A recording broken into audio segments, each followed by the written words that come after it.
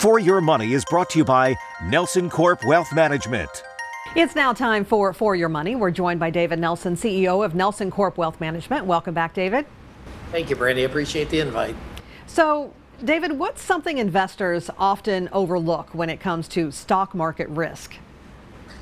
Well, risk number one is I think we have a tendency as far as our industry of glossing over things. And I think one of the most underappreciated risks is basically looking at drawdowns. And I brought along a chart today to kind of illustrate as far as the drawdown concept. Basically, what we're talking about here is where you look at the previous high, and if the market is moving down, the bottom line that's defined as a drawdown.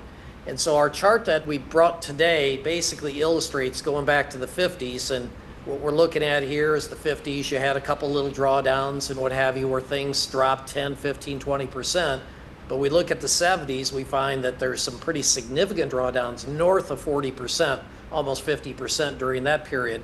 Fast forward to the dot-com bubble, and what we see there is, and again, we're talking about large company stock indexes here, and the drawdowns were 50%, give or take. Fast forward to 07, 08, 09, we had another one, and then in recent times, 2020, we had another drawdown. These drawdowns are tough to recover from. That's why it's so important for people to try to minimize those drawdowns. Okay, so who should be most concerned about this?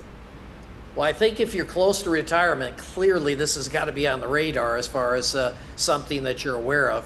You take an individual that's basically drawing money as far as from their account, and we have a drawdown. Those individuals, it's going to be very difficult for them to overcome that in a short period of time. All right, David, as always, thanks for joining us. Thank you. If you missed any of our discussion, we'll make it available for you on ourquadcities.com.